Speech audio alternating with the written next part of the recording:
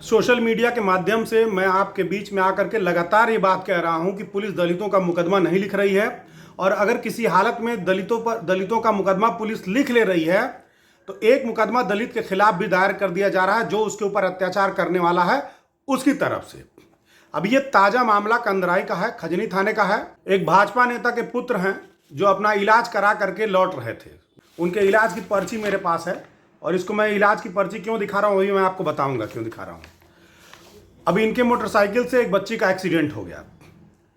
बच्ची के पिता पहुंचे, बच्ची को चोट लगी थी, थाने ले जा करके उन्होंने एप्लीकेशन दिया कि मेरी बच्ची के साथ ये दुर्घटना हुई, इन पर कार्रवाई किया जाए।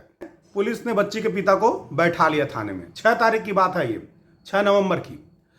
7 नवंबर तक बैठा रखा और उनके ऊपर ये दबाव बनाया कि आप ये मुकदमा मत लिखवाइए।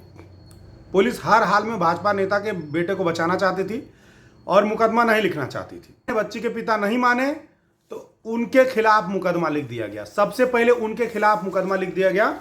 मैं आपको बता दे रहा हूं, क्राइम नंबर 354/2022 थाना खजनी।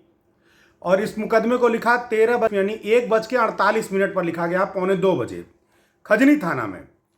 और उसके बाद पीड़ित का एफआईआर लिखा गया है, यानी बच्ची के पिता की तरफ से जो एफआईआर दिया गया था वो लिखा गया है। और उसका मुकदमा संख्या है 355/2022 और ये शाम को 17:37 यानी कि 5:37 पर लिखा गया है। यानी कि जिसने पीड़न किया उसका मुकदमा पहले लिख दिया गया और बाद में इनका मुकदमा लिखा गया। इन्होंने अपने मुकदमे में जो घटना हुआ था उसका जिक्र किया कि ये लापरवाही से गाड़ी चला रहे थे और मेरी बेटी को ठोकर मार दिया, ऐसा हुआ है। और शिकायत करने पर, कुछ बोलने पर ये हमारी बेटी को जाति सूचक गालियां दे रहे थे। ये जो है लड़की के पिता ने लिखा है। लेकिन भाजपा नेता के पिता ने क्या लिखवाया है कि मेरा बेटा आ रहा था और उसको जो है एक लड़की ने हाथ दे करके रोक लिया और फिर उसके 4-5 लोग आ गए, उनसे चैन छीन लिए, पैसा छीन लिए, गाड़ी छीन लिए, उनको मारे पीटे भी। अब आप बताइए, ये मुकदमा वो लिख करके, तहरीर लिख करके दे रहे हैं। आप सोचिए कि एक बाप बेटी अपने गांव के बाहर सड़क पर किसी को रोक करके लूट करेंगे। अब सोचिए जरा सा बात। दूसरी बात यह है, पुलिस में यह भी मेंशन किया गया है, इन्होंने अपने तहरीर में कहा है कि लाठी डंडे से मारा, मेरा हाथ टूट गया है। और वाकई में उनका हाथ टूट गया था। लेकिन भाजपा नेता के जो पुत्र हैं उनका हाथ पहले से भी टूटा हुआ था। ये डॉक्टर की रिपोर्ट है 6 तारीख की और इसमें 2 टाइम है, सुबह 10 बजे से 2 बजे तक और शाम को 6 बजे से 8 बजे तक। तो शाम को 6 बजे से 8 बजे तक भी अगर देखें तब भी ये केस उसमें आ जाता है। और निश्चित तौर पर 10 बजे से 2 बजे तक बीच ये जो है इनका इलाज हुआ है। एक्सरे उसके बीच में हुआ है। तो एक्सरे की रिपोर्ट और ये डॉक्टर की रिपोर्ट हम लोगों के पास है कि 6 तारीख को इनके हाथ में पहले से ही फ्रैक्चर था और उस फ्रैक्चर की हालत में ये गाड़ी चला रहे थे, नशे में थे कि कौन से ताकत इनके पास थी। और इन्होंने जा करके 2 लोगों का दुर्घटना किया। बच्ची को बाद में लड़ा, पहले एक लोगों से लड़ा, फिर जा करके बच्ची को लड़ाया, लेकिन बच्ची को चोटें ज़्यादा आई और इस नाते बच्ची के पिता ने जो है तहरीर जा करके थाने में दिया। लेकिन पुलिस ने क्या किया, पहले भाजपा नेता के तरफ से तहरीर लिया और बच्ची के पिता पर मुकदमा लिख दिया। और बच्ची के पिता पर जो धाराएं लगाई गई हैं आपको बता दें, उसमें धारा लगी है 308 प्लस 394, 308 गंभीर धारा है। और आज सुनने में आया है कि कुछ और धाराएं खजनी पुलिस ने बच्ची के ऊपर लगा दी, बच्ची के पिता के ऊपर लगा दिया है। अब बच्ची के पिता जेल में है, उनको 7 तारीख को ही जेल भेज दिया गया है, अभी तक वो जेल में है। धाराएं और बढ़ाई जा रही हैं। ये तरीका है उत्तर प्रदेश में पुलिस के काम करने का। जितने भी दलित के मुकदमे लिखाए जा रहे हैं उन मुकदमों में दलित के ऊपर भी एक काउंटर एफआईआर कर दिया जा रहा है। उसका मुकदमा इस तरह से कमजोर किया जा रहा है कि दलित को अंततः जा करके सुलह समझौता करना पड़े। खैर, अब ये जो अत्याचार और ये शोषण है ये जारी रहेगा। जब तक भाजपा का शासन रहेगा तब तक जारी रहेगा। बहुजनों का वोट जब तक बिखरा रहेगा तब तक आप अपनी सत्ता में नहीं लौट पाएंगे।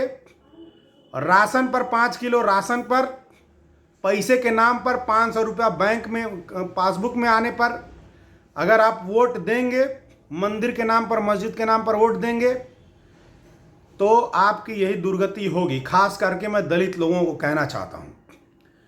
तो आपको अपनी सरकार बनानी पड़ेगी।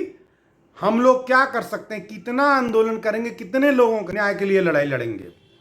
अभी कुशीनगर वाला मामला आप लोगों ने देखा होगा कि थाने में इतना पीटा गया कि व्यक्ति कोमा में चला गया। आज पुलिस उसका इलाज कर रही है। लेकिन इस दौरान कितनी घटनाएं हो रही हैं जिस पर हम सभी घटनाओं पर न तो बोल सकते हैं, न तो लड़ सकते हैं, न तो धरना प्रदर्शन कर सकते हैं। इसका एक ही रास्ता है कि आप लड़ करके अपनी सरकार बनाइए। अब ये जो कंदराई वाला मामला है, इसको लेकर के कल और परसों 2 दिन छुट्टी है। सोमवार को अथवा मंगलवार को हम लोग जा करके आईजी से मिलेंगे और पूरी घटना का उच्च स्तरीय जांच कराने की मांग करेंगे। और जितना भी ये सबूत और प्रमाण हमारे पास है कि इस व्यक्ति के हाथ में, भाजपा नेता के पुत्र के हाथ में फ्रैक्चर पहले से था, लेकिन पुलिस ने पैसा खा करके दलितों के प्रति द्वेष भावना रखते हुए ये जो मुकदमा है बच्ची के पिता के ऊपर 308 और तमाम तरह के फर्जी मुकदमे किए हैं। हम आईजी से दरखास्त करेंगे कि पीड़ित के साथ अत्याचार करने वाले पर कार्रवाई तो हो ही, उसके साथ साथ जो पुलिस वाले अंधा होकर के मुकदमे लिख रहे हैं, चापो चाप मुकदमे लिख रहे हैं। अरे भाई, मानते हैं हम बीजेपी का दबाव है, लेकिन आप 308 लिखवा रहे हैं। आप एक जांच नहीं कर सकते हैं? हम आपको सबूत दे रहे हैं, जांच करिए।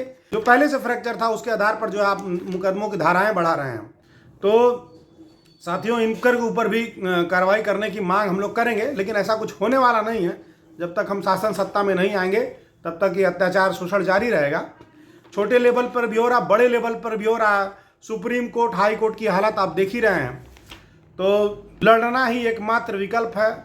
जो लोग छोटा मोटा नौकरी पा गए हैं, जो लोग थोड़ा व्यवस्थित हो गए, रोटी कपड़ा मकान हो गया है, अगर वो ऐसा सोच रहे हैं कि हम इससे बचे रहेंगे, तो आप भी जद में आएंगे, किसी न किसी बहाने से आएंगे। तो आप समाज से मुंह मत मोड़िए, समाज के साथ खड़े होइए, जैसे भी तन मन धन से खड़े होइए और समाज को मजबूत करिए।